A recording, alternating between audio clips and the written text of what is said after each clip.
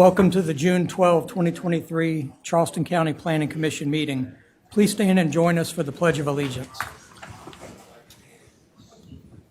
I pledge allegiance to the flag of the United States of America and to the republic for which it stands, one nation, under God, indivisible, with liberty and justice for all. This meeting has been noticed in compliance with the South Carolina Freedom of Information Act. This commission acts in review and recommending capacity for the comprehensive plan amendments, text amendments to the Charleston County Zoning and Land Development Regulations Ordinance, rezonings, and plan developments. The commission has decision-making authority on road name change requests, public project reviews, appeals of administrative decisions on final plats and subdivision matters, as well as other matters pursuant to Chapter 29, Title 6, Section 6-29-340 of the Code of Laws of South Carolina as amended. If you wish to speak today at today's meeting, please fill out the sign-in sheet by the door. My name is Pete Pilatus. I'm Vice Chair of the Commission. Cindy Floyd is not able to attend today's meeting. For those who cannot see nameplates, to my right, Commission members Luke Morris, Marlena Davis, and Adam McConnell. And to my left, David Kent, Warwick Jones, Logan Davis, and Kent Prowse. Also seated to my right is Commission Attorney Mark Bell, and seated to my left, Joel Evans, Director of Zoning and Planning. I'll ask Joel to introduce his staff that's in attendance today. Sure. Sitting in attendance, Andrea Melisic, the Deputy Director. Emily Wynn, she'll be presenting one of the cases today. Emily Piggott is back taking in people for sign up for cases. Marsha Miller and also Tamara Avery is here as well. She'll be presenting the subdivision appeal case. Also, Monica Eustace and Savannah Murray are here, as well as Matthew. Helps Tamara with subdivision, and Sharon as well. All right. Thank you, Joel. I would like to remind you that in order to get a good recording of the meeting for the minutes, please speak loudly and clearly, and please do not talk over one another. The first item on the agenda is the approval of the minutes of the April 10, 2023 meeting. Is there a motion and a second? So moved. Second. All right. I'll ask staff to call the roll. Okay. Commissioner Logan Davis. Aye. Commissioner Marlena Davis. Aye. Commissioner Jones. Aye. Commissioner Kent. Aye. Commissioner McConnell. Aye. Commissioner Morris. Aye. Vice Chair Pilatos. Aye. And Commissioner Prado. I abstain. I was not here. Okay. The ayes have it. Thank you. The next item on the agenda is the creation of the subcommittees to review the comprehensive plan, the 5-year review and update. The purpose of the subcommittees is to review the comments from the public workshops and to recommend to the Planning Commission how best to address them. The following subcommittees are proposed: for energy and sustainability, priority investment, and transportation, we have Commissioners Jones, Kent, and Prowse. For land use, population, natural resources, and community facilities, the subcommittee would be Chair Floyd and Commissioners Logan Davis and Luke Morris. The Committee for Resilience, Housing, Cultural Resources, and Economic Development would be myself, Marlena Davis, and Adam McConnell. In addition, I would like to be, Cindy Floyd as chair will be an ad hoc member of each subcommittee.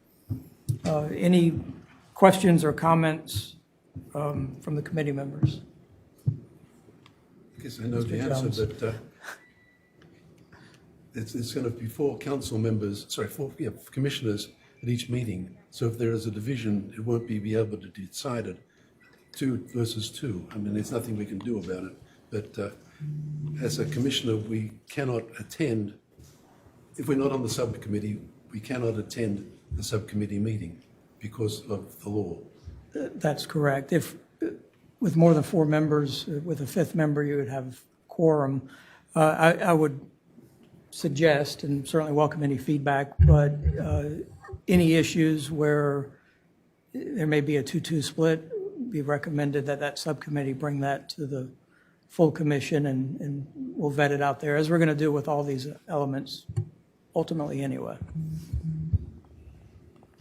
Any other questions or comments? Okay, I have a question. sure. And what will we be doing with these things? Entertaining the community feedback from these, from the public meetings? Right, so the subcommittee, after the staff goes out this summer and gathers more public information, we will be presenting that to the Planning Commission, and the Planning Commission and subcommittees will have the benefit of us showing the committee members what the public said in the workshops that we had. So we had the survey done in November, December timeframe. Right. And then that was brought, we have staff suggestions, that you've seen that. Sure. And now this is sort of the last sort of large-scale public outreach and as we go out into the communities. And so at this subcommittee level, then we would be making our report or recommendation to Yep. the full planning commission, who would then vote to Correct. forward a recommendation to council. And of course, the public can also attend those meetings as well during that period. Right. Yeah. Yeah, Mr. Jones? Do I talk about the element now, or do you want me to wait till later? Since we're on topic, it's fine now. Okay. You've all got a copy of an effort that I wrote on the energy element. 2 meetings ago, we approved a draft of the energy and sustainability element. It was approved on the understanding that it could be changed before the final reading. I voted against approval for a number of reasons. I sort of claimed it was, read like a Greta Thunberg playbook. I was asked as to what I would suggest, and I confess I did not have an answer at that time. I have one now. I've written a draft, which I think is an appropriate element. A copy is before you. I've attempted to follow the state guidelines for elements, which in my view, the one that you approved does not. Historical data are not up to date in contrast to the one you approved. Mine is also shorter, about half the length of the original. It is factual and devoid of opinions except for projections. I would recommend that Dominion Energy also be reviewed to review the element before final approval. I'm not asking for PC approval. The Energy and Sustainability Subcommittee needs to review it. However, whatever the outcome of the review, I would ask the Commission to consider excluding the energy element from the comp plan. It is not required by the state. The municipalities have not included it in their elements. In my view, it serves no useful or significant purpose to county planning. The present PC was not asked to approve its inclusion, though, as staff has pointed out, they did a number of years ago. As I stated previously, the federal and state governments determine policy, and it is out of control of the county. The energy element that you conditionally approved is politically rather than practically oriented. It is divisive and introduces an undesirable consideration in our determination. In my more than 10 years on the Planning Commission, political issues have never arisen, and I'd like to keep it that way. And I might add that it was encouraging to me when today I thought I'd look at the comments, and here it is. There were a stack of comments that virtually were saying the same things that I was saying, none of which were recommended by staff. All of the recommendations, the 2 of them, virtually were in support of the sort of things they were saying. So I would ask the removal of the element from the comp plan be discussed at the next Planning Commission meeting. Thank you.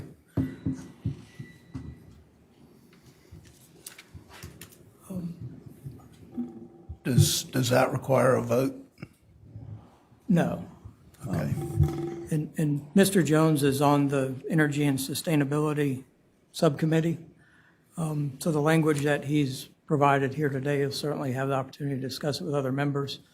And I would also remind the other Planning Commission members, just because you're not on one of the other subcommittees, if you have thoughts that you want to share with some of those other members, It'd be a great opportunity to share it with them and have them discuss so everyone can weigh on these different elements.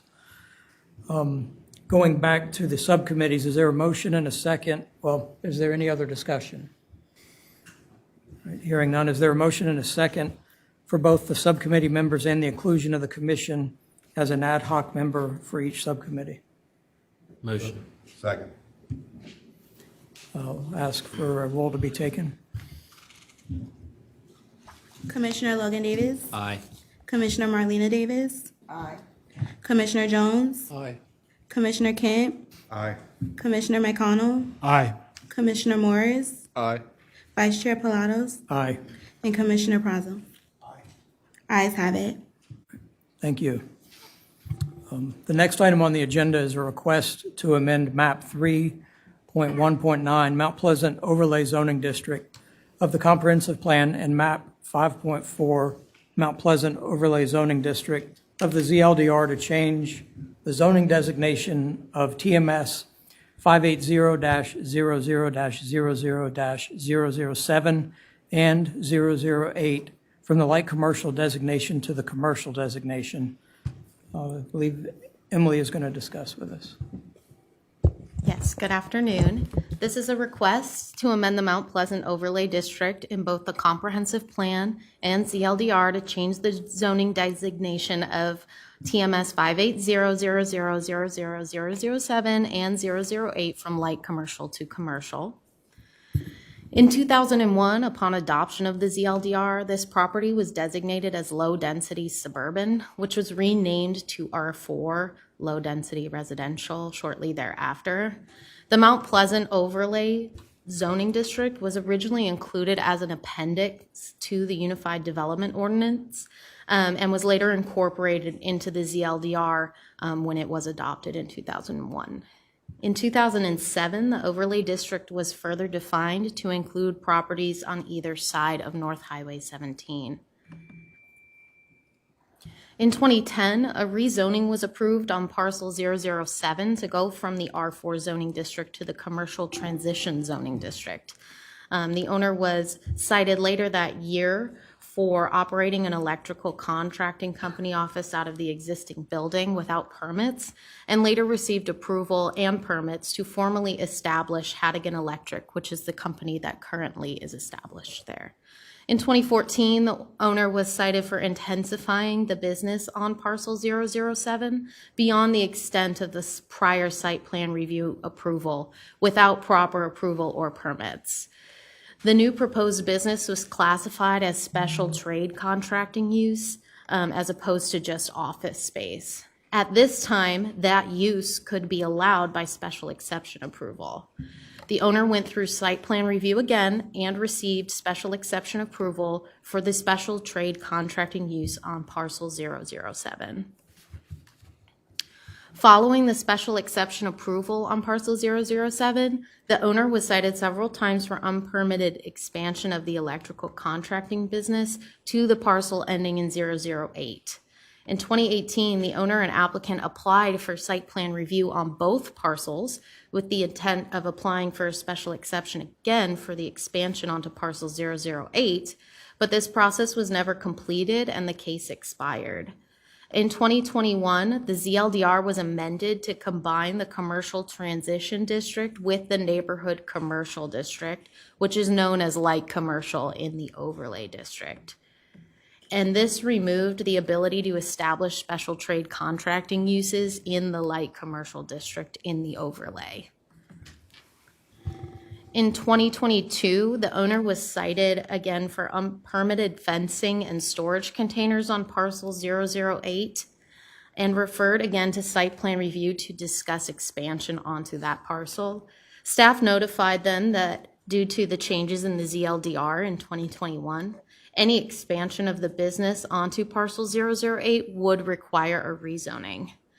There is an ongoing effort to update the overlay zoning district in coordination with the town of Mount Pleasant. and staff recommended that the applicant work through that process. However, due to there not being a definite timeline for the completion of that process, the applicant has decided to move forward with amending the overlay district maps through these 2 amendment requests. This is the subject property as seen in the county. The future land use designation of this property is simply the overlay district. The current zoning within the overlay district is light commercial, as we discussed. There is this bright red color is commercial designated parcels to the rear. These parcels do have direct frontage along North Highway 17. And like I said, parcels to the rear are designated commercial. And across the highway, there are parcels within the Sweetgrass Basket Special Consideration Area, which is this kind of hatched across the highway, and that is the village commercial area. It is in flood zone X. Here's an aerial view of the properties to the north. You'll see to the west at the intersection of 17 and 41, Highway 41, there are some high-intensity commercial developments, including Seals Boat Sales and a gas station. There are also several commercial developments, including another gas station at the intersection of 17 and Porcher's Bluff. And here's an aerial view to the south. These are photos of the subject property. An adjacent property to the west is an established dental office, and adjacent property to the east is a single-family residence. This is a view of North Highway 17 from the subject properties. The ZLDR states that comprehensive plan amendments may be approved if they are consistent with the plan and meet any one of these listed criteria. The applicant did respond, stating that criteria D was met. Staff recommends approval as criterion D. We agree that criterion D has been met as stated by the applicant. In addition, development in this area is largely commercial and includes several higher intensity uses within the vicinity of the subject parcel. For the ZLDR text amendment, the applicant did respond to all the approval criteria. And if the comprehensive plan amendment is recommended for approval by you all, the ZLDR text amendment would then meet the approval criteria of Article 336 and therefore should also be recommended for approval. No letters in support or opposition were received on this request, and this request was noticed as required. Thank you. Thank you, Emily. We appreciate the comprehensive report. Are there any questions for staff from commission members? I have a question. Could you go back to the zoning map, please? I assume that the sort of orange color in which the property is located is less intense of a commercial use than the red that's shown behind it? Yes, that's correct. So the orange is light commercial designation, the red is commercial. Light commercial within the overlay district is equivalent to what neighborhood commercial would be in terms of what kind of uses are allowed. Thank you. Questions of staff? Okay. Is there anyone here who wishes to speak in support of the proposed amendments? If you will, please state your name and address. My name is Vincent Satilli. I'm with EarthSource Engineering. We represent Mr. Kevin Hannigan. This is his property. I'll let him speak on behalf of his. Thank you all for taking the time out today. My name is Kevin Hannigan. I live in Owenda. Currently have that business on parcel 007 as my first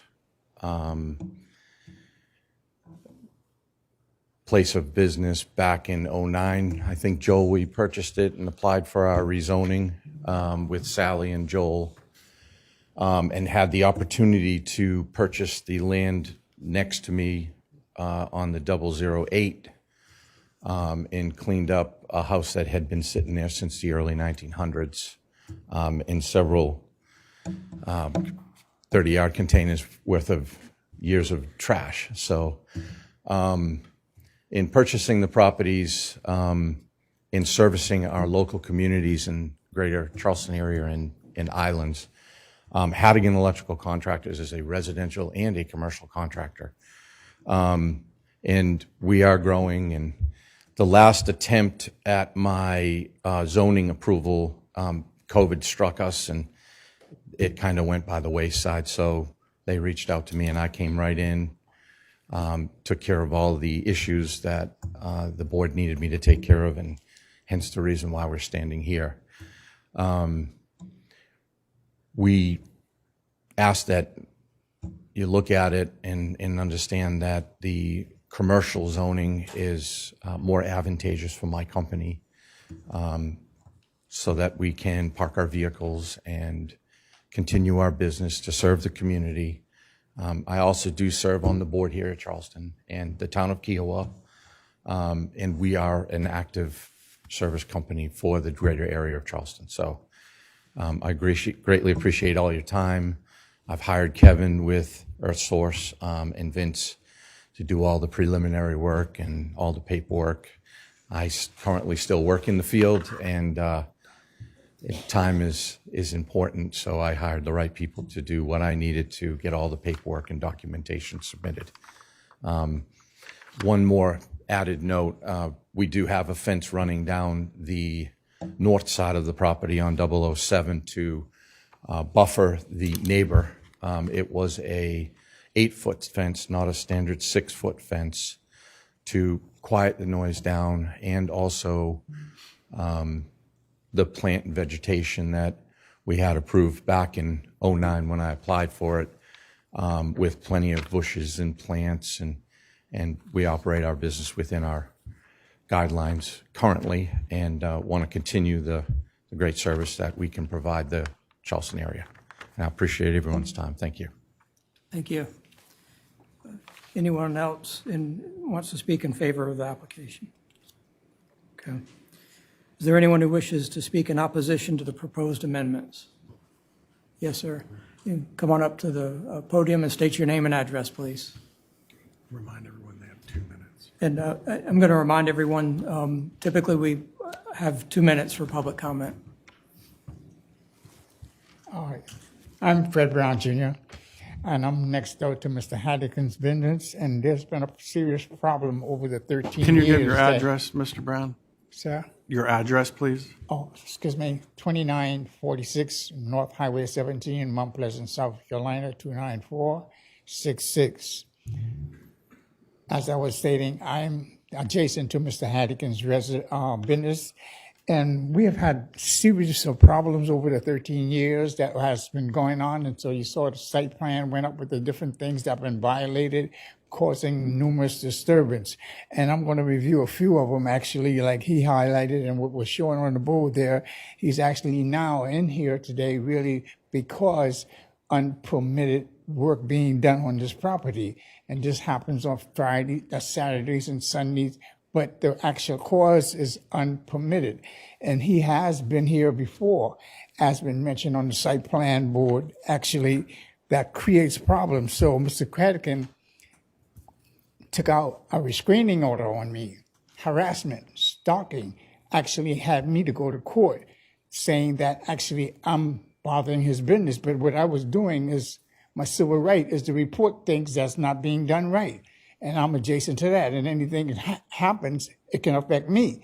So from that goes on to show that I'm being harassed by him and his business and what he's trying to improve, but he's not doing things accordingly to consider that I'm adjacent to his business. And again, Mr. Haddigan has brought businesses in there unpermitted. And the business doesn't have the permit to operate themselves, and he doesn't have the permit to even operate the business that he's bringing in there as a landlord tenant. So there's a series of things continue to goes on, and as of the 2014, like was mentioned in the meeting on that plan board, yes, y'all brought him in. And actually, the BZA renewed him with that special exception when they had series of problems going on that really unpermitted. And here again today, we are back here, which is discussing another commercial permit in this location that's going to intensify the problem I'm already having with him, that he's taking me to court behind things he's doing wrong. And this is totally wrong. So again, Mr. Haddikin bothers my property trying to establish a lot of things he does.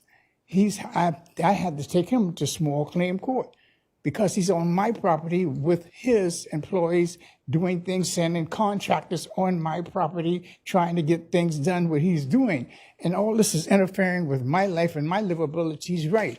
So again, defamatory me with my neighbors and friends in the community, telling them that I'm cutting down their trees on their properties.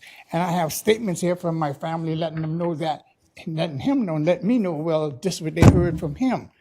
But then again, I'm being harassed and I'm being stalked in a sense with my livability right because he's trying to enhance his business. So what we as a community really want to do is consider Mr. Haddikin, his request for this commercial site as a business.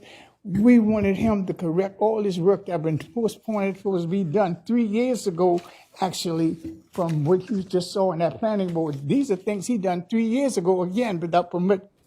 Prior to the time in 2014, he had another list of things. He's not corresponding with legal rights of doing anything that would violate my private livability right. And it just continues to stockpile to where now it leads to where now I'm seeing a psychiatrist for PTSD, my emotional distress. I'm harassed. Sir, we thank you for the comments. We let you run long because we didn't put the time constraints on Mr. Haddigan, but we need to move forward. We appreciate your comments on opposition. So what, can I ask a question? So your property is to the north of 007? Sir, The answer is yes. Sorry? The answer is yes. Okay, but we've been told that there is a 8-foot fence between the applicant's property and the gentleman spoke. So he spoke of transgression over into his property. Either there isn't a fence or something's not quite right. To respond? Yes. He wants you to respond.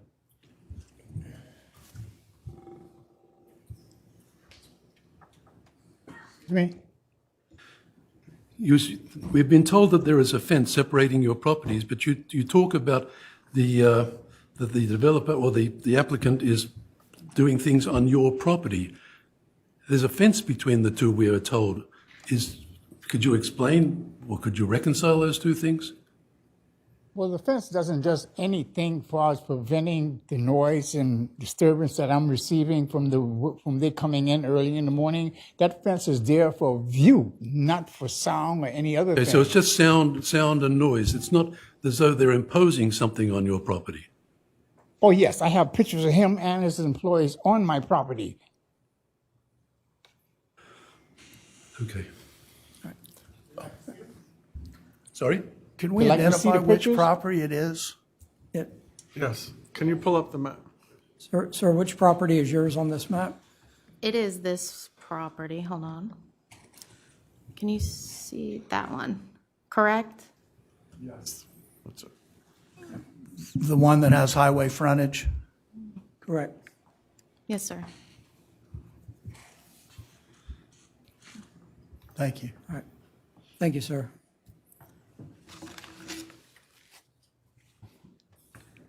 Good afternoon.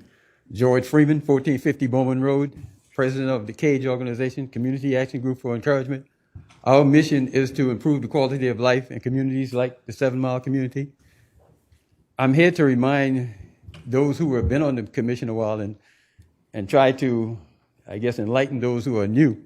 Years ago, the community and the county and the town of Mount Pleasant all got together, and this area was supposed to be defined as a node where you would have commercial and residents working together.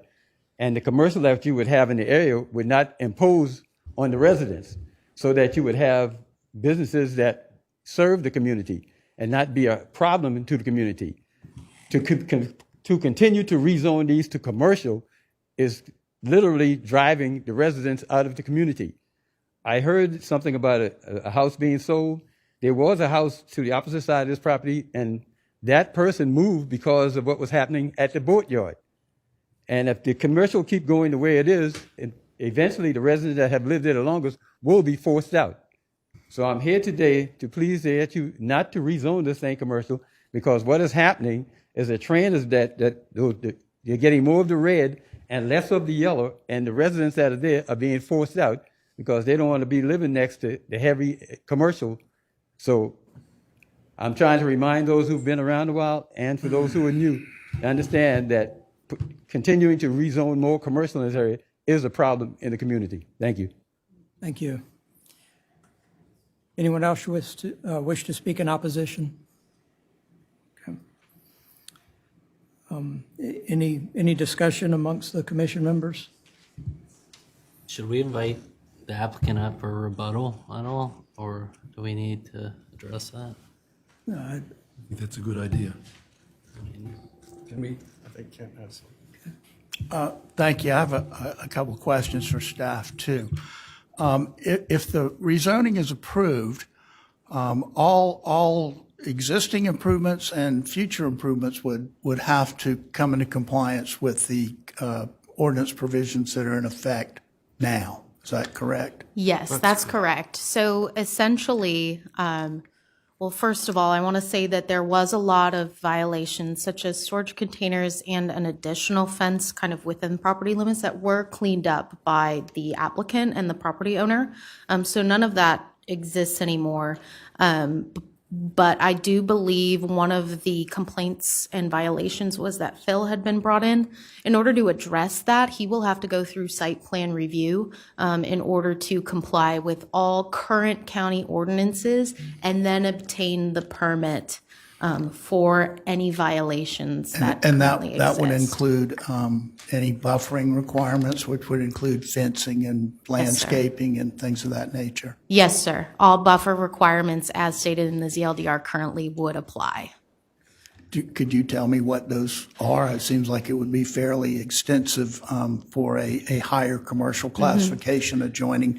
And is it adjoining a residential use property or a commercially zoned property? So our buffers are use buffers, unless the property is vacant, then in that case, it would go towards. So it would have to be a buffer It would be a adjacent buffer to a adjacent to a residence, correct. And which, do you know off the top of your head? I what don't that know off might the top be? of my head. I'm pretty sure it's 25 feet. It starts at 25, Kent, and then there are some built-in administrative reductions if fences are built. That can be reduced from 25 to a certain number. I believe it may be 15 feet at the minimum. And vegetation requirements? Yes, a number of trees and shrubs are required per every 100 linear feet. All right, thank you for that information. Mr. Jones? So the speaker's property, which is next to the applicant, is it a residence or is it a light commercial property? It is a residence, but it is zoned light commercial. So essentially how that happens is the residence was built prior to likely the overlay district being adopted in this area. So in a sense, it's at risk. In a sense. I will note, though, that residences, single-family residences, are an allowed use in light commercial. In the overlay district. A district, correct. Are you aware of any other single-family residential homes on any of that commercially zoned property that are used as residences? I believe This that there isn't may his- be one directly adjacent to Mr. Brown, but beyond that, everything over here is commercial, and then everything over here is also commercial. So Mr. Brown lives here, and then it looks like there might be a residence here. But then this is a gas station, Right. and then this is the Seals boat outboard, boating sales.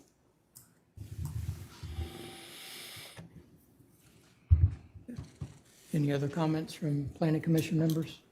Mr. McConnell? Just a brief comment, maybe, or question for staff. If we go back to the zoning map, it seems like if we do rezone this to be commercial, I'm just concerned about what that light commercial zone becomes. It becomes fractured, right? And so what happens when the next parcel comes in? They say, well, we want to rezone that to commercial again. And I think there were some discussions to address that with the city of Mount Pleasant. Have they weighed in at all about this in advance of those discussions? Yes, we did discuss with the town of Mount Pleasant. It seemed to be in line, this request seemed to be in line with what their future plans are for this area. I mean, you'll see that a majority of the property in this area is actually in the town of Mount Pleasant, which is that kind of purple kind of hue hatch. But yes, it did seem to be in line with what their plans are for the area, for parcels within the town. And we're in the process of working with the staff to update the overlay district, and it could be very well that this gets recommended for something different than what it is now. Thank you. Any other comments from planning commission members? Mr. Jones? In view of what Mr. Freeman said, I mean, I cannot recall, but he said or he implied that there was sort of some tacit agreement that we wouldn't impinge, or the zoning wouldn't impinge on the residential folk that were there. Do you have any recall, Joel, in terms of what was said at that time? Yeah, I vaguely recall similar discussions, which is why I think it was light commercial with the residential being there. But as with everything else, as time has gone by, there's been more and more development that's occurred around there that may or may not be consistent with light commercial or neighborhood commercial.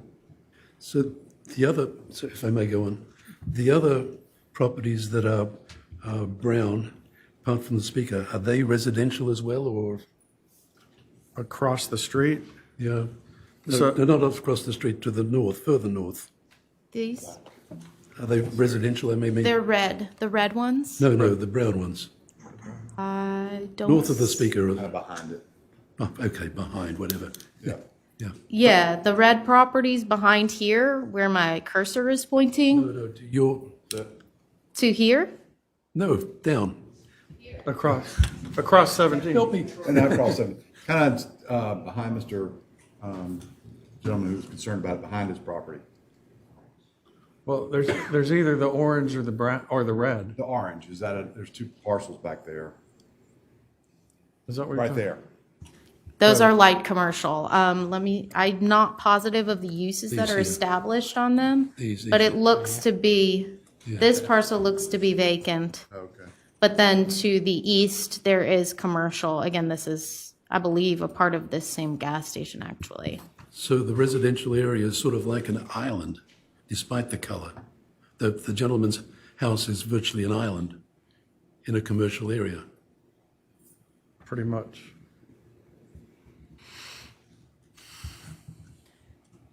Any other comments from commission members? I have some. Mr. Pross? Thank you. I can speak to some of the stuff, at least that was developed in the town of Mount Pleasant, the stuff to the, I guess, to the northwest. That was all, it was multiple parcels. It still is. It's been combined and subdivided, though. It was basically done for an affordable housing apartment complex with commercial that was supposed to complement it, much like what Mr. Freeman said. The whole idea of the neighborhood commercial was those commercial uses would be there to help along the folks that live there and not really provide necessarily highway intense commercial uses. And it was under a PD scenario, which, and you may have recalled that I've got some strong feelings about that, and that many times that those are used as a way to get around stuff, and it doesn't really do what the state code says it's supposed to do, that was a classic case in point. You wind up with a gas station and some other commercial uses that don't really complement those uses. A lot of the stuff has changed. There were some homes, residential homes on that property, and as been stated, they sold it for commercial use, moved on someplace else. Couple other things. When I was with the town, Mr. Hattigan called me and wanted to annex into the town, but he wasn't contiguous, so he could not annex into the town. He expressed chagrin that the county was giving him a hard time over some of these issues that we've heard about. And further, I'm not really fond of people doing stuff that they're not supposed to do and asking for forgiveness rather than permission, particularly in light of the knowledge that they know what they're doing requires permission. But having said all that, the changes have occurred. There appears to be, from the testimony we've heard so far, at most 2 residential dwellings left in that area. These properties are located along a major commercial thoroughfare. I'm also not totally in favor of comprehensive plan amendments and rezoning requests when a particular area is under review for amendments to that comprehensive plan and the zoning. But again, as I've stated, there are a lot of other commercial, more heavily intensive commercial uses there than would necessarily facilitate a neighborhood commercial type of zoning for this property. Thank you. Thank you. At this time, I'm going to ask for a motion and a second from the commission, and if there's any further discussion, we can do that then. We have a motion or a second? I'll move that we accept the staff's recommendation. So we have a motion to approve staff's recommendation of approval. Is there a second? Second. Okay. Any discussion? All right. I'll ask for a roll vote. Commissioner Logan Davis. Aye. Commissioner Marlena Davis. No. Commissioner Jones. Aye. Commissioner Kemp. Aye. Commissioner McConnell. Aye. Commissioner Morris. Aye. Vice Chair Pilatos. Aye. Commissioner Braza. Aye. The ayes have it. Thank you. The County Council will hear this request at their public hearing July 18th, 2023 at 6:30 p.m. in council chambers, and again at their August 17, 2023 Planning and Public Works Committee meeting at 5 p.m. The request must then undergo 3 readings for approval at council's discretion. The next agenda items are case numbers SBDVAA-04-23-00002 and SBDVAA-04-23-00003, 2 appeals of a subdivision-related administrative decision regarding the approval of the subdivision plat for 3906 Seafood Road, parcel identification number 614-00-00-139. Pursuant to Article 3.14, Appeals of Subdivision-Related Administrative Decisions of the Charleston County Zoning and Land Development Regulations Ordinance, an appeal shall be sustained only if the Planning Commission finds that the administrative official erred. The decision of the Planning Commission shall be accompanied by specific written findings of fact and conclusions of law clearly stating the reason for the decision. At least 2/3 of the members present and voting shall be required to reverse any order, requirement, decision, or determination of any administrative officer or agency.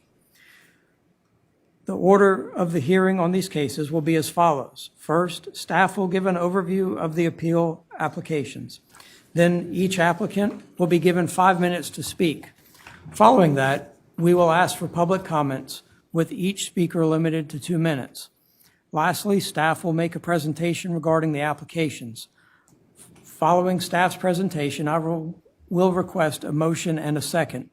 Discussion can occur after the motion is made and seconded, and then we will vote. This time I'll ask staff to introduce the case. Yeah, Tamara Avery is going to introduce the case. Okay, and this is just an overview that was just stated of how the subdivision appeal process will go.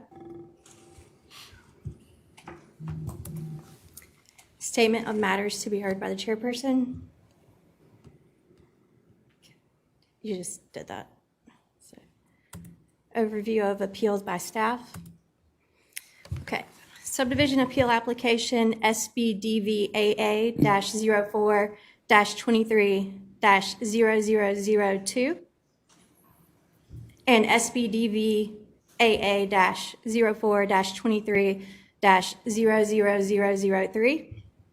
Appeals of a subdivision application SBDV 04-22-02-038, which subdivided the property located at 3906 Seafood Road into 21 single-family lots. The property owner is Copahy Sound LLC. The property size, 6.4 acres. The zoning district is R4. The current zoning district requirements for minimum lot size in R4 is minimum lot size is 5,000 square feet with minimum lot width of 50, front setback of 20, rear setback of 10, side setback of 5. The final subdivision plat was approved on March 13th, 2023 by staff and recorded at the Charleston County Register of Deeds office on March 17th, 2023 in plat book L23, page 0086. This is a copy of the future land use map of the property and surrounding area. This is a map of the current zoning district, R4, and the surrounding area. This is an aerial map of the subject property and surrounding area. And this is a copy of the recorded subdivision plat recorded at the Register of Deeds office. Case SBDVAA-04-23-00002 will be presented by Mr. Pinckney. Mr. Pinckney, per his application, is appealing the approved subdivision plat based on ZLDR section 8.1.2E, Certificate of Historic Appropriateness, and ZLDR section 8.4.6, Lapse of Preliminary Plat Approval. Case number SBDVAA-04-23-00003 will be presented by Mr. Cunningham on behalf of the 10 Mile Neighborhood Association. Mr. Cunningham, per his application, is appealing the approved subdivision plat based on ZLDR 8.1.2E, Certificate of Historic Appropriateness, ZLDR section 8.4.6, Lapse of Preliminary Plat Approval, and ZLDR section 11.1.1, Ordinance Compliance Required. The first appellant is Mr. Pinckney.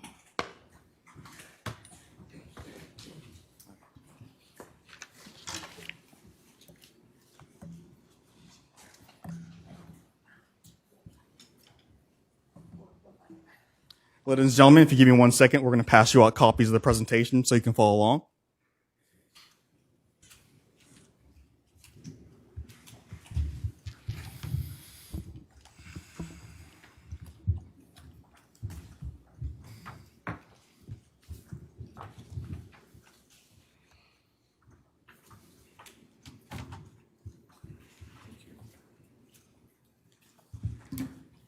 Thank you. Whoa.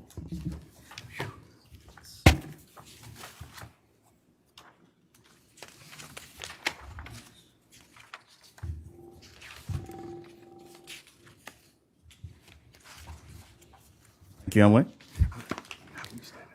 Ladies and gentlemen, my name is Edward Pinckney, and I live at 3768 Robbie Glover Road, Owendale, South Carolina, 29429. Please direct your attention to the screens. I will be addressing the 10 Mile Historic District.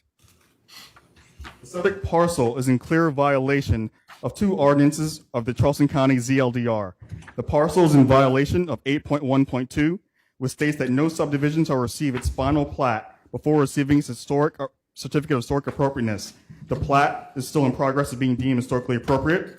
And second, this parcel is in violation of 8.4.6, which states that the preliminary plat shall lapse and be of no further force and effect if not approved within 2 years. The preliminary date of approval was October 2020. In addition, zoning and planning can only extend this time frame if a written request is received by the applicant prior to the expiration date. As a result, this plat should be voided and the applicant should apply again. While this is a violation of the ordinance, you're deciding much more than that today. You're deciding the safety of my community. The violations of the ZLDR are clear, and if you enforce the ZLDR ordinance, you can save the lives of my neighbors by enforcing a current traffic impact study on this parcel to safeguard the vehicular, cyclist, and pedestrian access and a site mitigation plan. Please view the next slide. In order to understand more, please view this snapshot of the conditions of my community that can be changed by enforcing the regulations of the ZLDR before you today. On the slide here, my community has 3 major roads: Gadsdenville, Beehive, and Theodore Road. First, I'll be discussing Beehive Road and Highway 17. If you can view the slide. This was the site of a fatal car crash that tragically killed 2 of our neighbors. Their names were Sandra Eisner and Sonny Brower. Next, I'll be discussing Gadsdenville and Highway 17. On April 8th, 2023, this was the site of a 5-car accident in which 2 people were hospitalized. Next is Theodore Road and Highway 17. On May 17th, 2023, this is the site of a 3-car accident in which 1 person was hospitalized. These are the locations of the current developments, and the next slides will show you that they will not be immune to the dangers being proposed.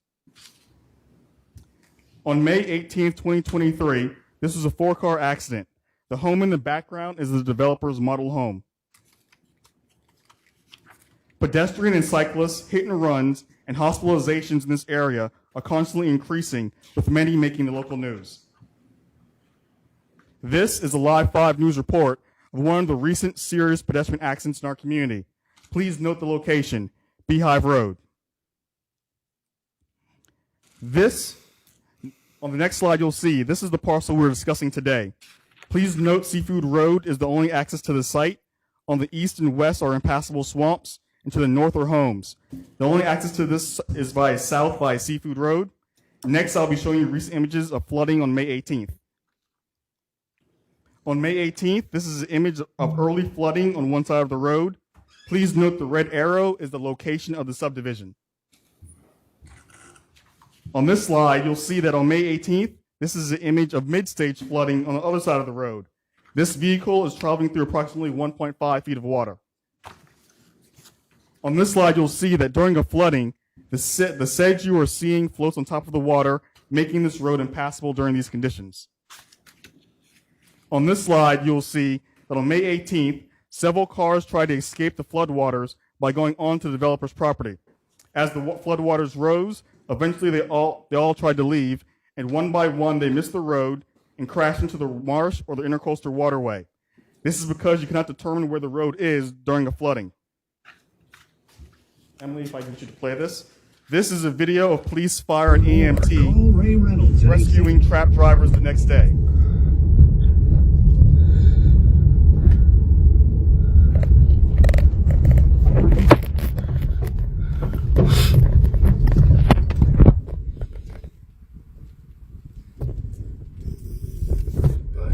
Thank you. The next image is from May 2023 King's Tide. Please note the dates on your slide. And from August onward, we are scheduled to have monthly King's Tide in Charleston. This is Seafoods Road during King's Tide, and the red dot star on your slide is the location of the subdivision. It is important to understand that you're not only deciding a simple violation of the ZLDR today, you're deciding the future of the men, women, and children who will be living at this subdivision. As you look at this image and evaluate my community, I would ask you to consider that there's still time to save the next person from being killed in a fatal collision. There's time to save the next person from nearly drowning in floodwaters on this road. And there's time to save the next pedestrian from ending up in the hospital. On behalf of my community Right, and the future sir. residents who you are allowing to live at this location. Sir, your please- time is up, please. Understood, but Finish thank you up. for your time. But these are the residents who will depend on you. Thank you. Thank you. So I'll ask the applicant for case SBD VAA-04-23-00003, Ben Cunningham, to please come up and present their case. Good afternoon. My name is Ben Cunningham. I represent the 10 Mile Neighborhood Association. My office address is at 510 Live Oak Drive, Mount Pleasant, South Carolina. This association, as the name suggests, is made up of people who live in the historic 10 Mile community. This appeal is very important to them, not just for the reasons Mr. Pinckney just said, but also because of the change in the historic nature of that community this development could attend. Now, back in 2016, the Charleston County Cultural Resources Survey recognized the 10 Mile community as having significant social organization and settlement patterns. And there's really no question as to why, because the freedmen who set up 10 Mile did so right after emancipation. That's how long that community's been there. Now, this commission, and I know many of you understand this, is required under the subdivision regulations not only to protect and preserve scenic, historic, and ecologically sensitive areas like this one, but it also has to protect against flood and other dangers. Now, you guys have a lot on your mind, but those are some of the tenets you have to focus on, and it's especially appropriate here. And that's all we're asking you to do by enforcing the ordinances that apply to this parcel. Now, the issues, as you've already heard, and I'm not going to belabor this, are pretty straightforward. The final plat was approved in March of 2023. The preliminary plat was approved back in October of 2020. That's more than 2 years. I just want to mention one point about the 8.4.6 that applies here, and that's this. The language of the provision says that the final plat must not only have been applied for, it says it must have, quote, been approved within 2 years of the date of approval. Now, we are not aware of the applicant requesting or having been granted an extension. If it's out there, but we haven't seen it. So that's one aspect of it. The other aspect relates to the historical character of this parcel, which I've already just mentioned, and Mr. Pinckney's talked about as well, the underpinnings, which are 8.1.2 E says, prior to subdivision plat approval, properties located within 300 feet of a locally designated historic district, which this is, they must have a certificate of historic appropriateness obtained from the Historic Preservation Commission. Now, I understand the applicant is in the process of attempting to get these certificates for this and other parcels in the area, but no certificates have thus far been obtained. And yet, we've got a final plat approval. So, there's the issue of vested rights you may hear about. That's a non-starter here because for the vested rights ordinance to apply, you have to have significant government action and reliance thereon. Significant government action is specifically defined under the ordinance, and there are two instances that address plats. One is Planning Commission is to approve the preliminary plat, and there has to have been diligent pursuit of a final plat. Here we're over 2 years after that. The other is when the planning director approves a final plat, but we're here on appeal of the final plat decision, so that can't apply either. So, preliminary plat lapsed, and this is also important. All major subdivisions, as you know, a preliminary plat shall be required. That's 8.4.1, and this is by definition a major subdivision. So, 10 Mile community appreciates this commission hearing their appeal. We can rely, we know, on this commission to understand the historic nature of the district, a characterization that the community went to great lengths to secure from county council. And also, it's important too to note Section 8.5.6, which governs this appeal, says that the commission shall not be authorized to approve modifications or waivers of ordinance standards through the appeal process. Now that applies to us and anybody else. That's all we're asking, is that you all apply the letter of the ordinances consistently, both to us and anybody else, just so we're all on a fair, even playing field. And that's especially important when you're dealing with a historic community like 10 Mile. We respectfully ask this commission to reverse the final plat decision so that the developer can go back and try to get the final plat approved the correct way, trying to get the preliminary plat now that it's been, now that it's basically no longer in effect, do it the right way with an appreciation for the traffic patterns, the community, and the history. Thank you. We'll now hear from. Thank you. We'll now hear from the public. Each speaker will be limited to 2 minutes. Please form a line at the microphone and be sure to state your name and address before giving your comments. Good afternoon. My name is Timothy Craig Askew. I live at 987 Gadsdenville Road in Owendale, South Carolina. I'm here to speak about the Seafood Road project. I live in a historic settlement community where free slaves, I've got lineage to pass from both sides of my family back over 100 years on both sides of my family. The subdivision on this road has no lights, no sidewalks, and it doesn't have a mitigation plan. People will be hurt, as you saw, Mr. Pinckney, he showed you those pictures there. People will be hurt. People will be maimed. The road many times during the month is impassable. I mean, you can't get through it. Not to mention, we live in a tropical environment. I would hate for people to go buy homes there, live there, and expect something otherwise. The roads are impassable. There are no sidewalks. There are no lights. We need to redo this. Thank you. Bye-bye. Thank you. Good afternoon. My name is Jerome Vanderhorst. I live at 1039 Theodore Road. I'm here to speak about the safety concerns of 10 Mile community, which is Seafood Road. There's a lot of drag racing going on Seafood Road. I'm very concerned because just this last Wednesday, we had about 200 kids on the landing. They were a young man that lost his life on Ivy Hall, near Ivy Hall off of Highway 17. And the kids were out there to pay tribute to him losing his life. We understand that. That's fine and well. But, however, the kids were there drinking, smoking dope, hanging out, not impeding traffic. I drove my golf cart down there trying to get through. They wouldn't get out of the highway. I called 911. It took 911, the officers, 2 hours to show up. And we're currently working on trying to get a officer to just patrol that area currently, constantly, a safety officer.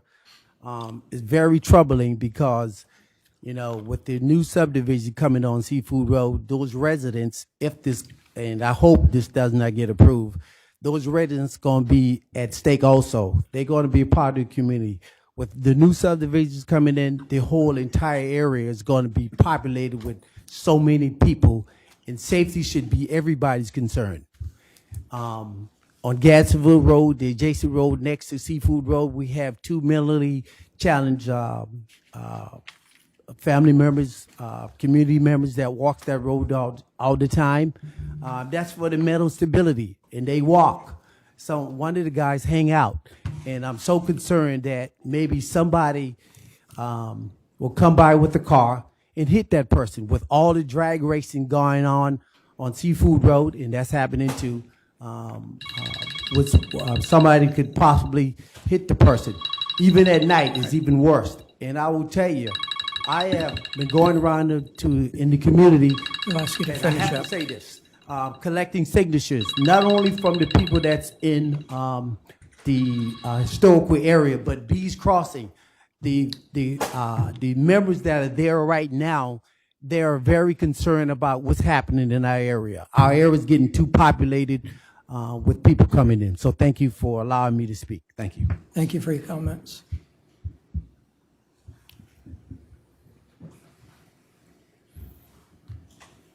My name is Desmond Howard. I'm from 1036 Gadsdenville Road, 29429, 10 Mile.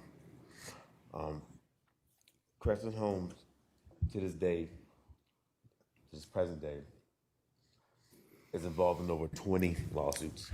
It's involved in over 20 lawsuits regarding construction and safety that they seem to can't get right. Clearly, if you do not enforce safety, do you think they will? I don't think so. Thank you. Thank you.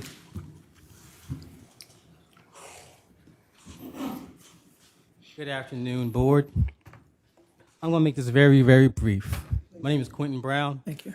I reside at 4068 Highway 17 North, Allendale, South Carolina, 29429. We all heard about the historic district of 10 Mile. I just want to quickly say that I remember about 10 years ago, I actually was driving on Seafood Road and actually crashed my car inside of the marsh. I couldn't get out of my car. Someone in the community actually had to come and save me because I can't swim. What I'm concerned about is when Miss Stacy buys this beautiful house on Seafood Road, and she's coming home from a beautiful trip, and she makes that turn, that right turn, and she doesn't know about the tide, this tide being high, and she slides off this road in her little Fiat. It's going to be the planning commission that dropped the ball, because we're here telling everyone about what's going on in the community. We're telling you about the road. So 2 or 3 years from now, when this subdivision is complete, and someone has an accident from the subdivision, and they make a big noise about it, it's the county that has to fix the road. It's not going to be them. They're going to be gone. So just keep that in mind. It's the county that ultimately is going to have the liability. So just keep that in mind when you make your decisions. Thank you. Thank you.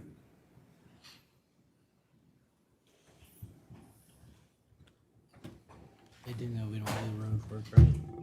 They do know we don't handle road work, right? Good afternoon, Nancy White, 1226 Lieben Road. I'm here with concern of this Seafood Road that I've been introduced to in 1974 when I moved from Berkeley County. But my thing is it not legal, or have the builder look into the point that all these people, I'm concerned for even the potential customer to come and build on this road when they don't know nothing about it. I don't know if they told them about it, showed them what's going to happen, but I have seen firsthand all those years. And if y'all want to see, come on a full moon and you'll see what we are talking about. All the debris is coming out the ocean at night. I used to ride by and I can't get by because you can't tell. It's so dark and the water is all the way over. All the way over the road. All the debris is coming. I just make a turn around. Even in the daytime, you can't drive this road when that tide comes up. And these houses are $900,000. And, you know, I think it have to be illegal for them not to tell them. And I hope they told them or showed a potential customer what it's going to be like, because it's very dangerous. Now, this road is like this, but this property is sitting even up and you know, the distance is in the middle of this road where this property is at, where we used to play baseball. Can't play it anymore. But anyway, I just wonder and concerned for the customer that's coming in and also the resident that's living there now. Because this is Mother Nature. The only way I see this happen is you build a seawall, because it's coming. You can't mess with Mother Nature. That water comes. And I don't see anything, you know, that probably can do about it. But hey, that's my thought. Thank you.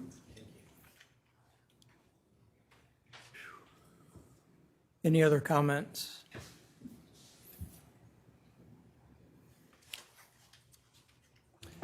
Thank you, Mr. Chairman, ladies and gentlemen of the Planning Commission. My name is Ellis Leesman. I'm here on behalf of the property owner. I've only got about 2 minutes to speak, so I'm going to speak quickly.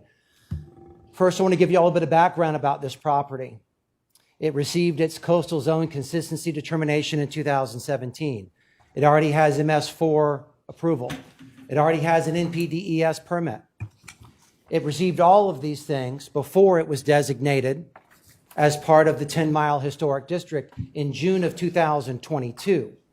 One thing that you'll note, if you look at the language of the Historic Preservation Commission ordinance, is that it is not retroactive.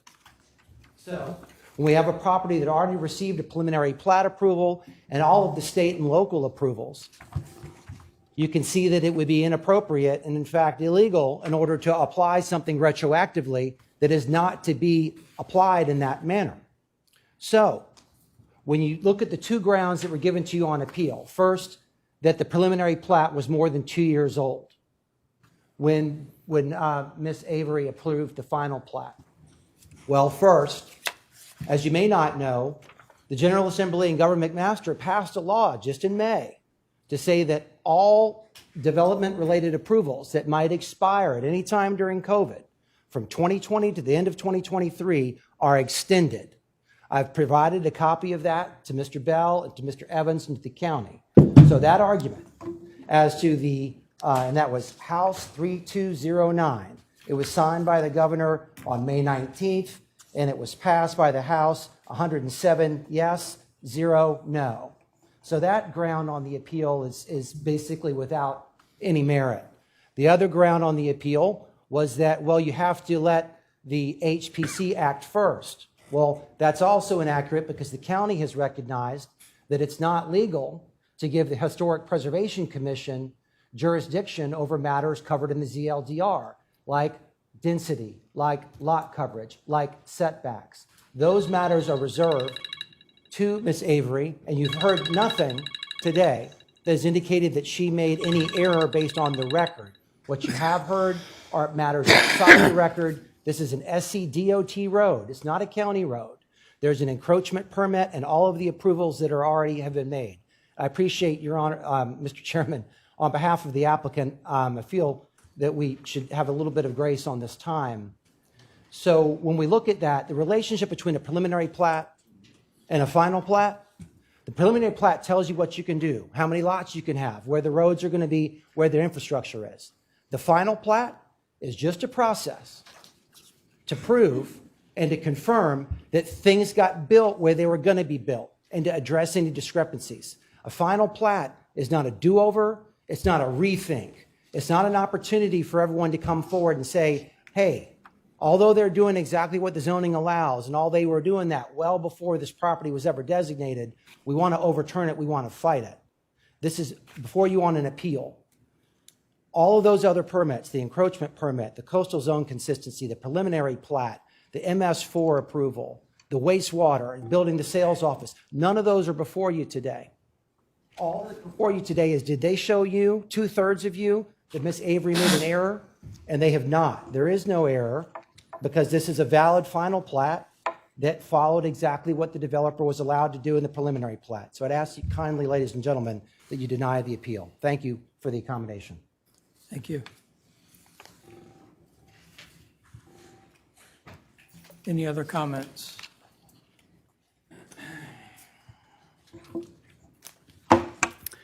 Filippo Ravalico, 510 Live Oak Drive. I just want to, I'm not going to comment on Governor McMaster orders, but the point about the Historic Preservation Commission, the letter of the provision is as clear as the letter of the provision. Mr. Leisman speaks very well and has a lot of data, but none of what he just said changes the fact that there's an ordinance that is reflected not only in the Historic Preservation Ordinance, it's also in the ZLDR, which says that prior to approval of a plat, you need a certificate, and the certificate was not issued yet. It's in process, like Mr. Cunningham said before. So I'm always learning from Mr. Leisman, and I'm grateful to have the pleasure to listen to his case here and now. But if the letter of the ZLDR, not the lapsing, I'm talking about the historic certificate, historic appropriateness certificate is pretty clear. So, one thing, maybe since I have 30 seconds or not, in the appeal from Mr. Cunningham, there's an interesting reference to the comprehensive plan. There was a reference to the discussion you had when you discussed the cultural resources protection. Should. We just hope that you will protect and enforce the letter of the law. Thank you very much. Thank you. Any other comments? Okay, hearing none, we'll now ask for a review from staff. I believe that's Tamara Avery. I'm just going to give a timeline of the project from the initial to where we are currently. February 2017, preliminary plat SBDV-02-17-00387 was submitted for review. July 2017, the developer went to the Board of Zoning Appeals for a reduction in the critical line buffer and was denied. 2018, the developer appealed the BZA decision and the matter was subsequently settled. October 2020, preliminary plat 00387 was approved. February 2021, the clearing and grading permit was issued. April 4th, 2022, final plat SBDV-04-22-02038 was submitted for review.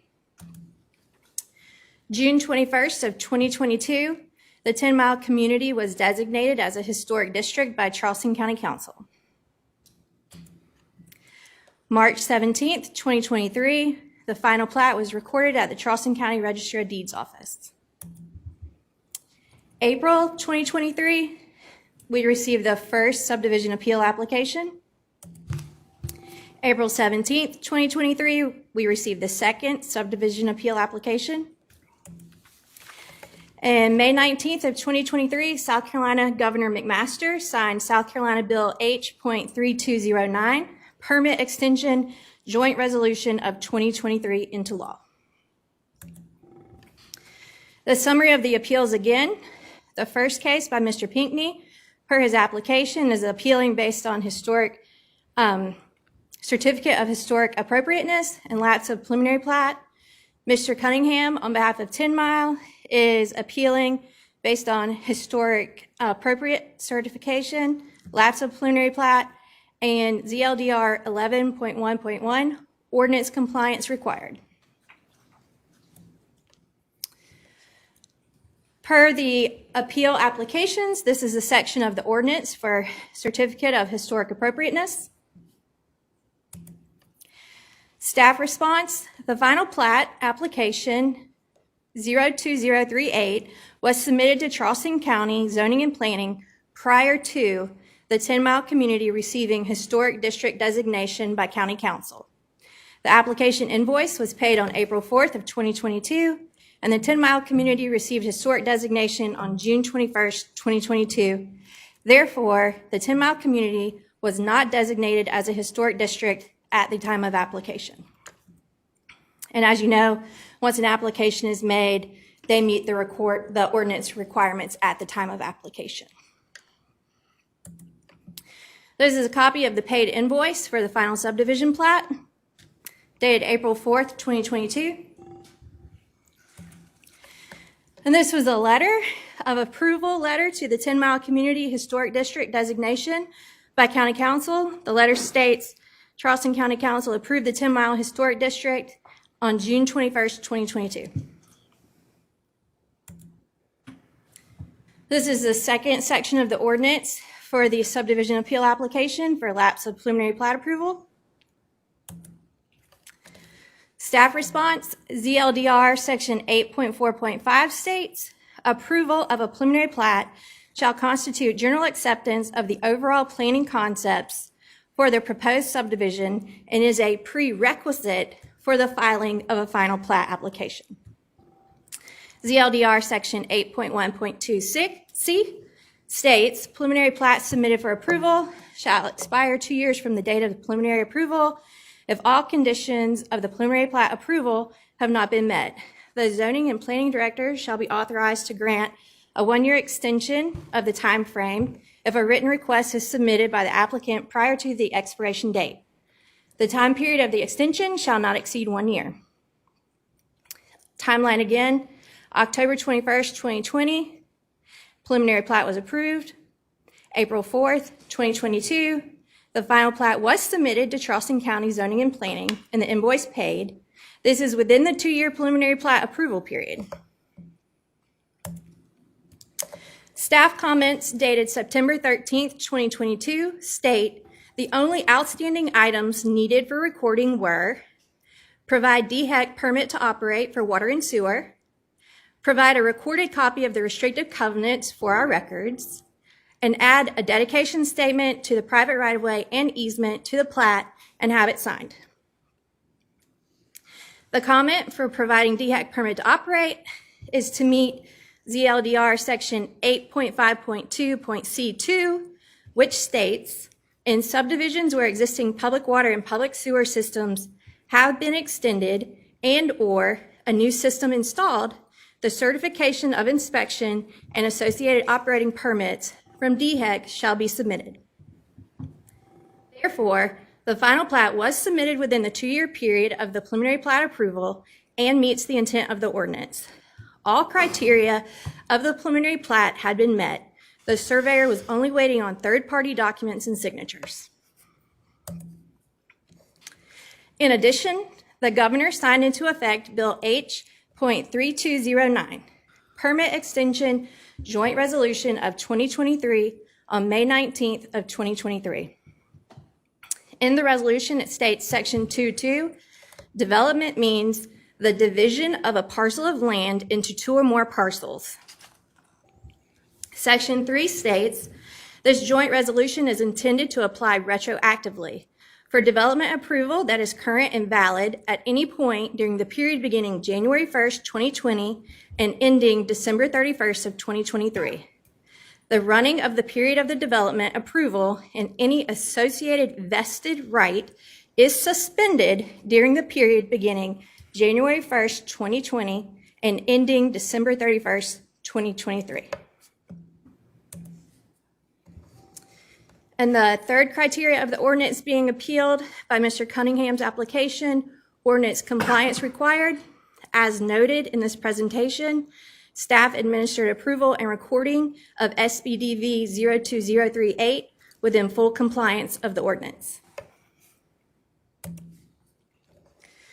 In conclusion, 1, staff decision to record SBDV 02038 is correct regarding the process to obtain a final plat per ZLDR section 8.5.2, final plats, and meets the intent of the ordinance for ZLDR section 8.4.2, preliminary plats.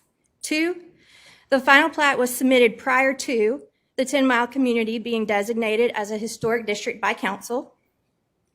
3, as of January 2023, subdivision plats are no longer taken to Historic Preservation Commission due to the conflict of ZLDR section 1.9.1, which states if the provision of this ordinance are inconsistent with those of state or federal law, government, the more restrictive provision shall control, to the extent permitted by law.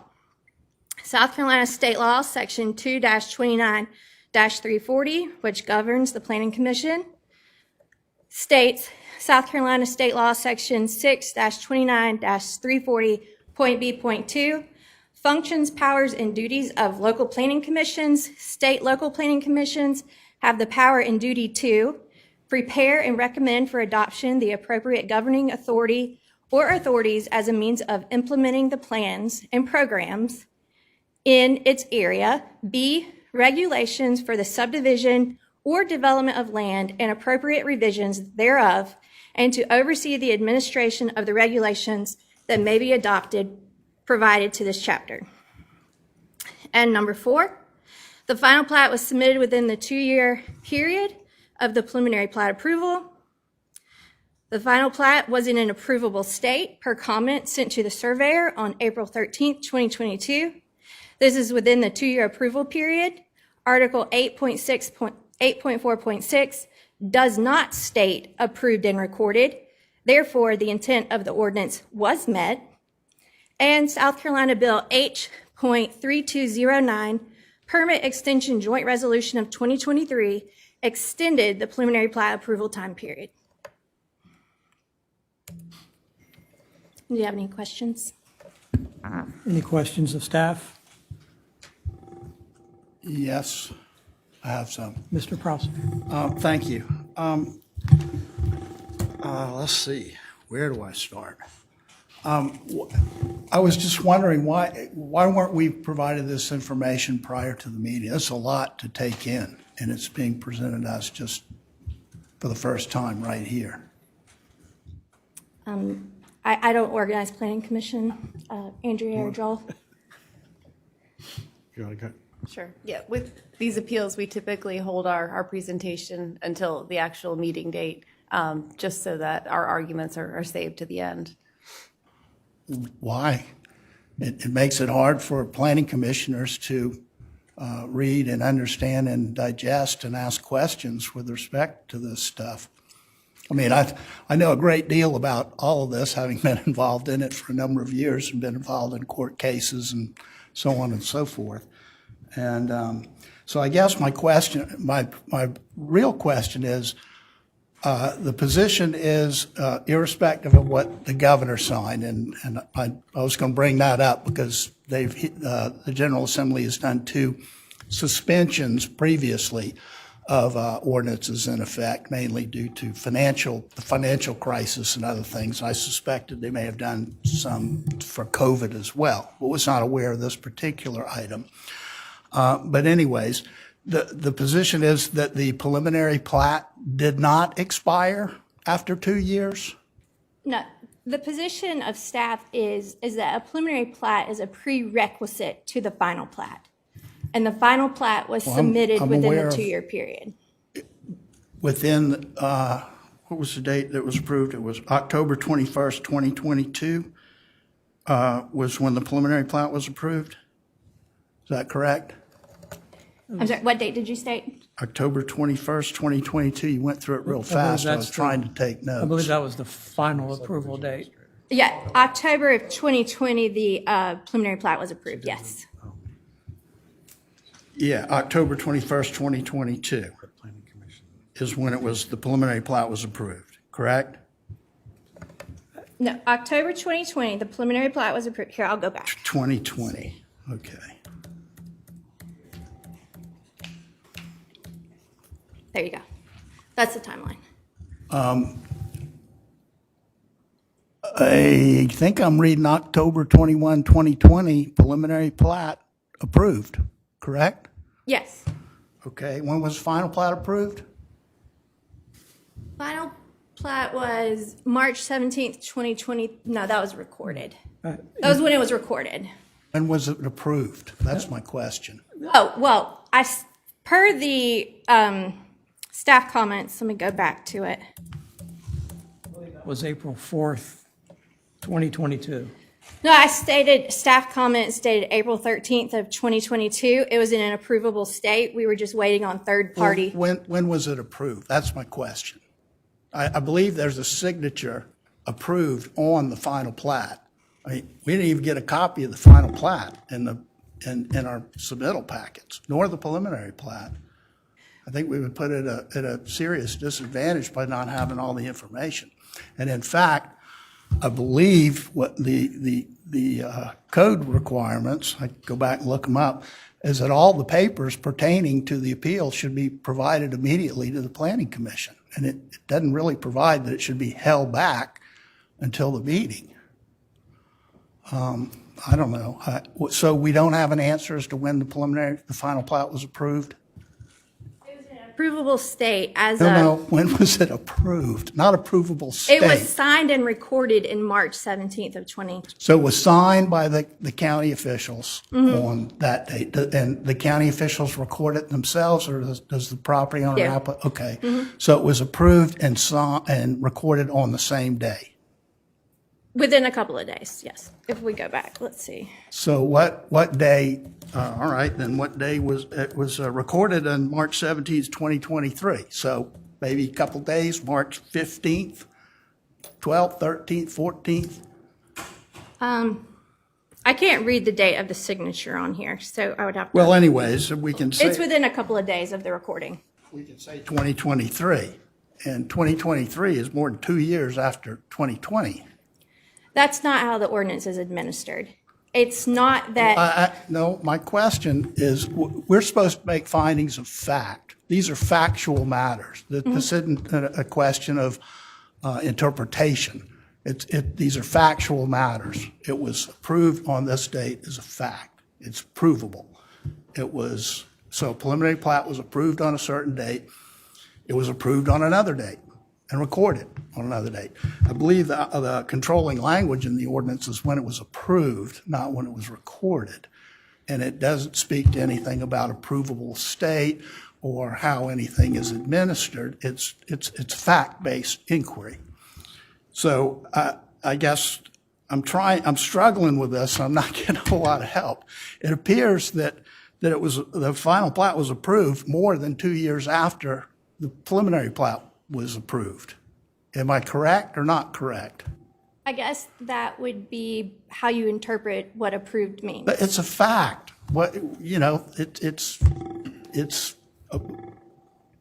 Is what I've stated true or untrue from a factual standpoint?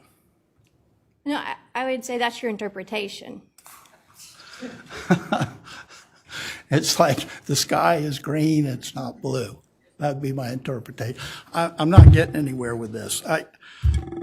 So somebody has to help me with this. Can nobody help? Mr. Kent? I guess we need our attorney to give us opinion of what's going on. Obviously, I'm sure you've looked at it many times, and we need some help here because we're not legal minds. Mr. President, I believe then the answer then to your question is that in the county's position is that the plat was in an approvable state as of what was it, in April of September. Regardless, staff was waiting on third parties to provide additional information such as an SED needing their permit approvals, I believe OCRM permits and approvals. So then the county does not burden applicants with waiting on these third parties that the county does not control to consider their requirements have been met. Well, I would characterize that as an opinion. What I'm looking for is a factual determination of when a preliminary plat was approved and when a final plat was approved. A date certain. That's not anybody's opinion. Those are facts. So nobody knows the answer to that question? I got a question. Are we saying that this does not apply to the permit? Are we saying that this permit extension joint resolution? I'm going there next, but I would like to get answers to my first question. Let me ask first, Mark, please. So can there be an approval by the county, then they're waiting on these third-party DHEC permits, records, and then a recording at a later date, or is the recording the approval? I believe per the ZLDR, the recording is not the approval. The ZLDR talks about an approval meeting requirements that the county has, and then there are separate requirements such as DHEC and restricted covenants and private right-of-ways from the applicant that the county does not control. And so therefore, then those are not county requirements for the county to say you have met the county's standards. Well, again, maybe we get this preliminary, maybe we get the plats, the final plat up there again. I know there's a stamp and a signature and a date, and I assume that constitutes approval, no matter what was holding it in abeyance or this, that, or the other, or someone's opinion. That, I think, would be the controlling date, the date certain that it was approved. I believe the language is even that, approved. Am I wrong there? I think it says approved and recorded. That's the signature and the date that's given when the plat is recorded. So that stamp reflects the recording date. Correct. I can't. Are there other correspondence to the developer that says this plat has been approved, right? Is there a letter where we sent to them at some point in time, this is the date where it meets the approvable, whatever the language was, it wasn't approved, There's a number. an approvable state? And a date. I can't read it. To clarify, I have pulled up the plat. March 13th, 2020. The stamp that staff stamps it with says approved final plat with staff signature and the date of 3/13/2023.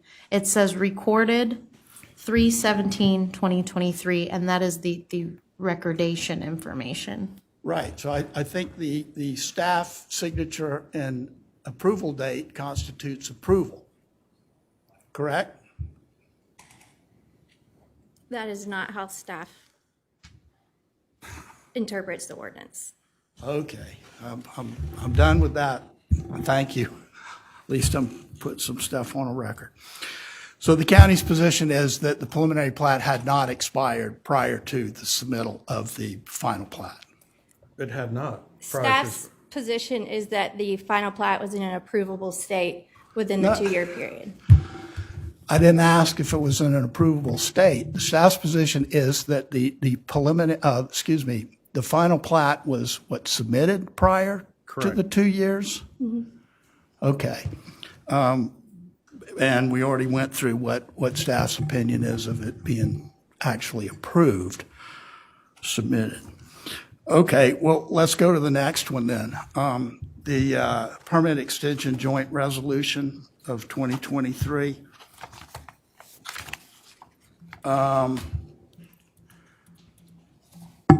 kind of suspected there would be something involved in this. I've dealt with these issues and vested rights. I'm surprised that nobody brought up except folks out there about the vested rights in the county's own ordinance, but it hasn't been. So I just want to make sure I understand that completely. So the position is that the preliminary plat was approved October 21st, 2020. So it was in effect as of January 2020. Well, it wasn't, because October 21st is after January 1st. Any point during the period between then. So, but it's after that and ending December 31st. So it was after January 1, and it was before, let's see, when was it recorded? March 2023, so we're not at December yet. So the position then is this permit extension joint resolution is really the controlling legal provision here. And the facts that we should base our decision on are that the approvals were in place within this time frame as prescribed by the General Assembly, signed by the governor, correct? Correct. And so that all this other stuff is just kind of superfluous and doesn't really matter. This is the controlling provision. This is the most important piece, yes, sir. But again, I think it'd be way more helpful to us to get stuff in advance, and it doesn't really need to be held back. I mean, I would want to see the position. In fact, when I did this stuff, I would do a memorandum of facts and law to send to the Board of Commission that was hearing the appeal, and so that they would have full information and be able to read it, understand it, digest it, research it, ask questions about it. And the way it just went through so quickly here, I couldn't even keep up with it. And this is important stuff, very important. But But anyways, thank you for my indulgence. I appreciate it. Mr. Jones?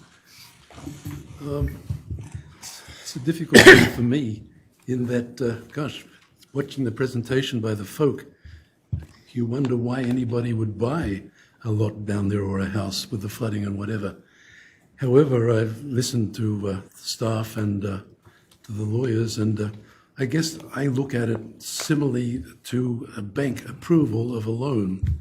The bank approves the loan subject to verifying your income and assets and whatever. So it's approved. So I sort of see it like that.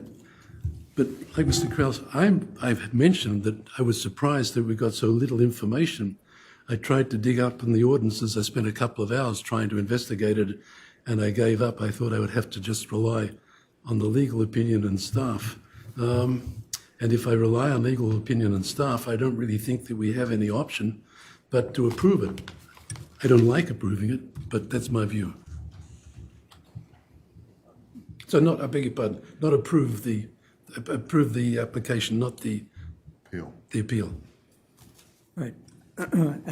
We can continue discussion, but unless there's any more questions for staff, I'll ask for a motion in a second, and then we can discuss the motion if there's further discussion needed. Move that the appeal be rejected. Is that the appropriate? Yes. Okay. Well, I do have one question. Is it of staff? Yeah. Okay. Can you table that motion? It's a quick one. It may be a really easy one. So, obviously, retroactively, the 10 Mile community was deemed an historic district after the preliminary plat was submitted. But it does talk about other historic places within 300 feet of the property. Was there anything else like that, or is it just the historic district in that area that would comply with that regulation in the code, if that makes sense? Properties within the historic district, and then items that are have to go to site plan review within 300 feet. Okay, and there was nothing else within the 300 feet? Well, in this particular case, the subdivision is within the historic district today. Right. But it was submitted prior to 10 Mile becoming a historic district. Right. But it was, so it talks about not just historic districts, but National Register of Historic Places, historic properties, other historic structures.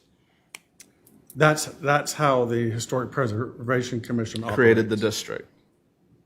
The way that the Historic Preservation Commission created the district is that actually the citizens of 10 Mile, the community of 10 Mile, they submitted the application to the Historic Preservation Commission to become a historic district. Right. And those rules and regulations require that 51% of the people within the designated boundary that they present to the Historic Preservation Commission sign off as part of the application to become a historic district. Right. But 8.1.2E,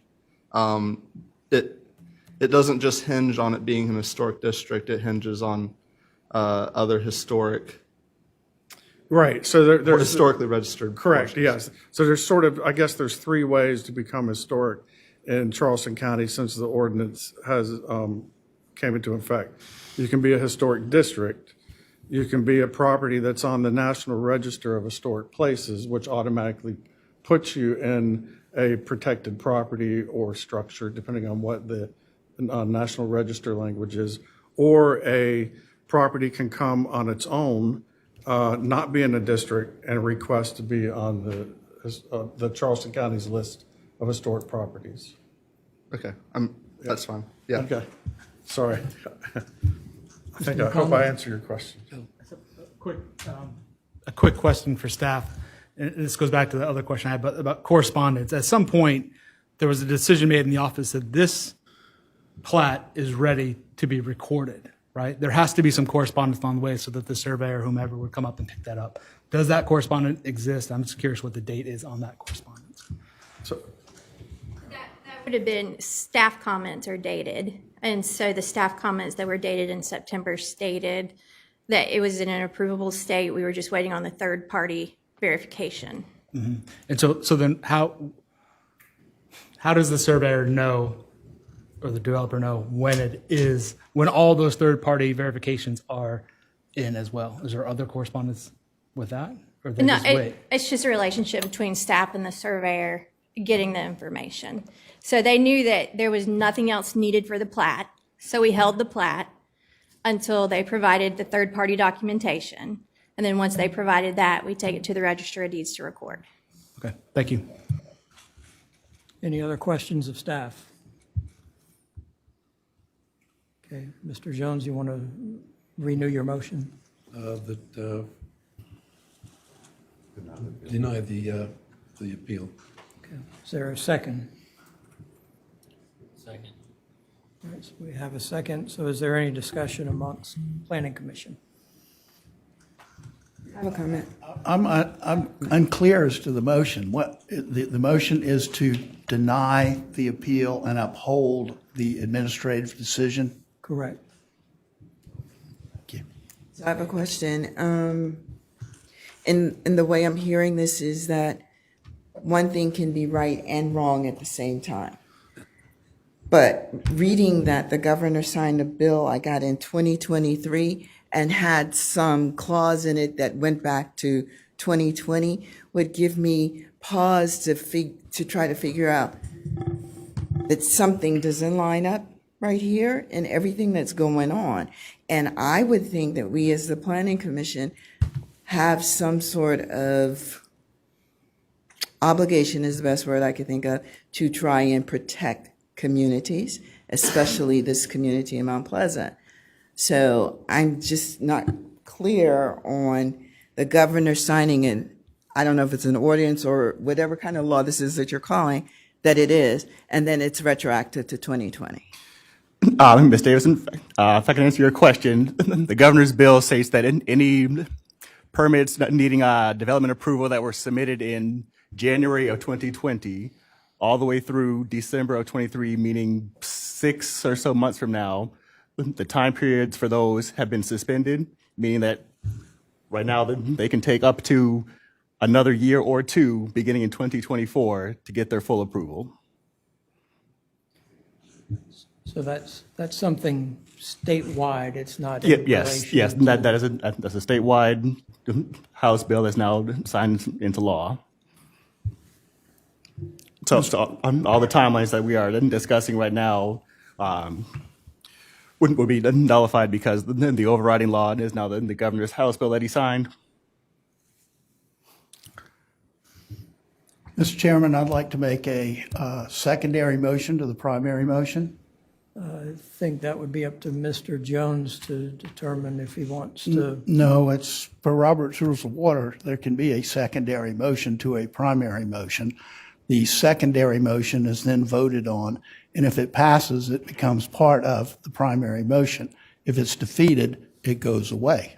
Okay. Thank you. My secondary motion would be, since we are supposed to make findings of fact and conclusions of law, is that the controlling law, I'll go there first, in this particular instance, is the permit extension joint resolution of 2023 pursuant to House Bill H3209 as the controlling law. The controlling facts that would support the primary motion would be that the various approvals that have been discussed with respect to the preliminary plat and the final plat fall within the tolling period expressed in the permit extension joint resolution. That's my motion, secondary motion. Okay. I don't know the merits of it. It was long. I just don't understand it. We can ask for a second on it. Or if you'd like to condense that language. Well, from what I've seen and heard, this appears to be the controlling law, and I think our lawyer just confirmed that. Unless I'm mistaken on that, is that correct? And that is correct. Okay. And so that's the law that we're bound by. We're supposed to make findings of fact and conclusions of law to support the decision that's made. We can't just say, well, we can, but it puts us in a bad position if we just say, I vote to overturn or I vote to support, and we don't have any findings to support it and law to support the findings. I think we understand that. We were looking for what is the motion? I move that we adopt as our findings of fact and conclusions of law, the conclusion of law, the permit extension joint resolution of 2023 that's been submitted by Mr. Leesman and also by planning staff, and that the findings of fact that go along with that conclusion of law is that the preliminary plat and the final plat both fall within the period expressed in this permit extension as having been told, is the terminology that they typically use, which means it's suspended or held in abeyance, and it meets within that time frame. Those are facts. Right. So the motion is to adopt the governor's resolution as the law. As the law. And the findings that these approvals fall within the prescribed time period. Perfect. And that supports the motion to support the decision, the administrator's decision. Do we have a second? Well, it's semantics. Sorry, go on. If it's seconded, it doesn't matter. You understand that? Mr. Jones, you're seconding the... I'd go along with it, yeah. Okay. But I'm sure we can shorten it down. Do we need all of that to, I don't know. I understand your logic and I accept it, but it's a big motion.